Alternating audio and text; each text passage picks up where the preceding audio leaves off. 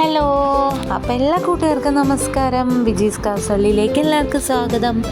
അപ്പോൾ ഇന്ന് നമ്മളൊരു അടിപൊളി ട്രിപ്പായിട്ടാണ് കേട്ടോ വന്നിട്ടുള്ളത്. കുറച്ച് ദിവസമായി ഞാൻ പോയിട്ട്, സൺഡേ ആണ് കേട്ടോ പോയിരുന്നത്. പക്ഷേ വീഡിയോ ഇപ്പോഴാണ് ഇടാൻ പറ്റിയിട്ടുള്ളത്. കാരണം എനിക്ക് ഇൻട്രോ വീഡിയോസ് ഒന്നും എടുക്കാൻ പറ്റിയിട്ടില്ല. ഇൻട്രോ വീഡിയോയും എൻട്രൻസിൻ്റെ വീഡിയോയും എല്ലാം ഞാൻ ഷോർട്സിൽ ഇട്ടിട്ടുണ്ട് കേട്ടോ. അപ്പോൾ നമ്മൾ ഇന്ന് വന്നിട്ടുള്ളത് നെന്മാറ പെറ്റ്സ് പാർക്കിലേക്കാണ്. അപ്പോൾ അവിടുത്തെ വിശേഷങ്ങളായിട്ടാണ് കേട്ടോ നമ്മൾ വന്നിട്ടുള്ളത്. ഒരുപാട് മൃഗങ്ങളുണ്ടായിരുന്നു, മൃഗങ്ങളും പക്ഷികളും ഒരുപാടെന്ന് പറഞ്ഞാൽ നിറയെ കുറേ ഇല്ല കേട്ടോ. നമ്മൾ മൈസൂർ സൂവിൽ പോയ പോലെയൊന്നും അത്രയ്ക്കൊന്നുമില്ല. ഒരു 10 മിനിറ്റിൻ്റെ ഉള്ളിൽ നമ്മൾക്ക് എല്ലാവരുടെയും ഓടിച്ച് കണ്ടുവരാവുന്നതാണ് കേട്ടോ. പക്ഷെ നല്ല എൻജോയ്മെൻ്റ് ആയിരുന്നു. നമുക്ക് പെറ്റ്സിനെ എല്ലാം പെറ്റ് ചെയ്യാനും കയ്യിലെടുക്കാനും എല്ലാം സാധിച്ചായിരുന്നു കേട്ടോ, ടച്ച് ചെയ്യാനും എല്ലാം. അപ്പോൾ അത് നല്ലൊരു ബെനിഫിറ്റ്സ് ആയിട്ട് തോന്നി. കണ്ടില്ലേ, നമ്മൾ എന്തിനം പശുവാണെന്ന് എനിക്ക് പേര് മറന്നുപോയി. വെച്ചൂരിയാണെന്നാണ് തോന്നുന്നത്. ഹൈറ്റ് വയ്ക്കാത്ത പശുവും അതുപോലെ തന്നെ ഒട്ടകപ്പക്ഷിയും ഒരുപാട് ഇനം അരയിനങ്ങളും ഒക്കെ ഇവിടെ വളർത്തിയിട്ടുണ്ട് കേട്ടോ. അപ്പോൾ കുറേ അരയിനങ്ങളും താറാവുകളും ഒരുപാട് ഇനങ്ങൾ ഉണ്ടായിട്ടുണ്ടായിരുന്നു. ഞാൻ ആദ്യമായിട്ടാണ് ഇവരെയൊക്കെ കാണുന്നത് കേട്ടോ. ഇങ്ങനെ അരയിനങ്ങളുടെ വെറൈറ്റീസ് ഒരുപാട് ഞാൻ സൂവിലെല്ലാം പോയി കണ്ടിട്ടുണ്ടെങ്കിലും ചില ഇനം മൃഗങ്ങളെ ഞാൻ കണ്ടിട്ടേ ഉണ്ടായിരുന്നില്ല. അപ്പോൾ ആദ്യമായിട്ടാണ് ഞാൻ ചില മൃഗങ്ങളെയും പക്ഷികളെയും എല്ലാം ഇവിടെ നിന്ന് കണ്ടത് കേട്ടോ. അപ്പോൾ ഇവിടെ കുതിരേനെല്ലാം വളർത്തുന്നുണ്ട്. 150 രൂപയാണ് എൻട്രി ഫീസ്.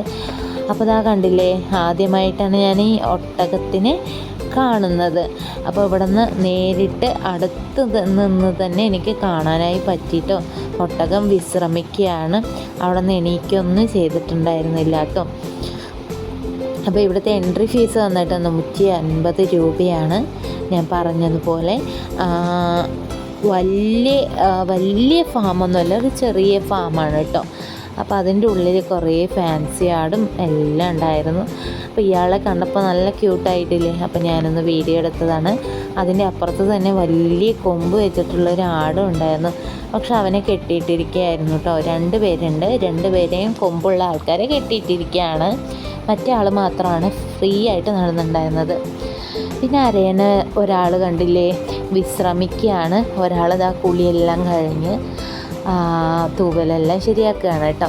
അപ്പോൾ ഇത് എന്ത് ഇനം പക്ഷിയാണെന്നൊന്നും അറിയത്തില്ല.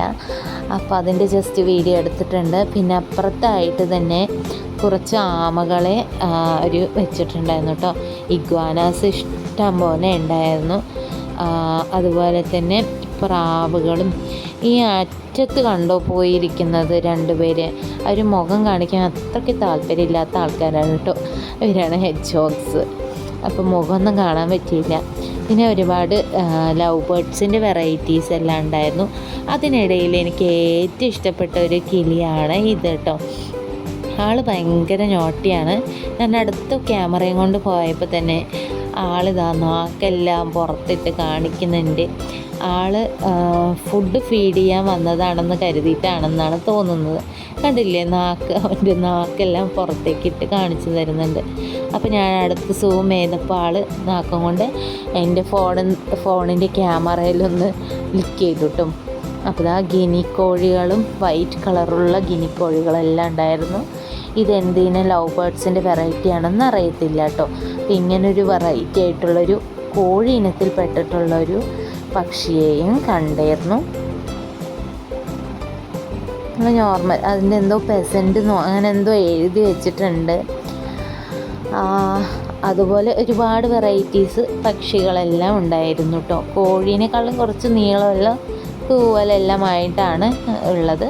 പിന്നെ അതേപോലെ തന്നെ വേറൊരു അതിശയം തോന്നിയത് എന്താണെന്ന് വെച്ചാൽ, പെരിച്ചാഴി ബ്ലാക്ക് കളറുള്ള എലികളിനെല്ലാം അവർ വളർത്തിയിട്ടുണ്ടായിരുന്നു. അതുപോലെ തന്നെ വൈറ്റ് റാറ്റും ഉണ്ട് കേട്ടോ. വൈറ്റ് റാറ്റ് കണ്ടില്ലേ, ഇവിടെ ഒരുത്തന്നെ ഇരിക്കുന്നുണ്ട്. പക്ഷെ ടച്ച് ചെയ്യാൻ പാടില്ല എന്ന് അവിടെ എഴുതി വെച്ചിട്ടുണ്ട്. അപ്പോൾ എനിക്ക് കുറച്ച് പേടിയായി. അപ്പോൾ ഒരാൾ വെള്ളത്തിൽ നീന്തിയും കൊണ്ട് ഇരിക്കുന്നുണ്ട്. അപ്പോൾ ഞാൻ ജസ്റ്റ് വീഡിയോ എടുത്തതാണ് കേട്ടോ. പിന്നെ ഒരാൾ ഭീമൻ ആമയുണ്ട് കേട്ടോ. അത് എൻട്രൻസിൽ തന്നെയാണുള്ളത്. ആൾ ഫുഡ് കഴിക്കുകയായിരുന്നു, മുരിങ്ങയില മറ്റേ. അപ്പോൾ ഞാൻ കുറച്ച് ഫോട്ടോസും ഞാൻ കൂടെ ചേർക്കുന്നുണ്ട് കേട്ടോ. ഇഗ്വാനേനെല്ലാം പേടിച്ചിട്ടാണ് ഞാൻ കയ്യിൽ വെച്ചിട്ടുണ്ടായിരുന്നത്. ഏട്ടൻ പാമ്പിനെല്ലാം തൊള്ളിലിട്ടിട്ടുണ്ടായിരുന്നു കേട്ടോ. അപ്പോൾ ഈ വീഡിയോ എല്ലാവർക്കും ഇഷ്ടമായിട്ടുണ്ടെന്ന് വിചാരിക്കുന്നു. ഇഷ്ടമായിട്ടുണ്ടെങ്കിൽ പ്ലീസ് ഒന്ന് സപ്പോർട്ട് ചെയ്യുക, സബ്സ്ക്രൈബ് ചെയ്യുക. അപ്പോൾ അടുത്ത വീഡിയോയുമായി ഞാൻ വീണ്ടും വരുന്നതാണ്. അതുവരയ്ക്കും ബൈ.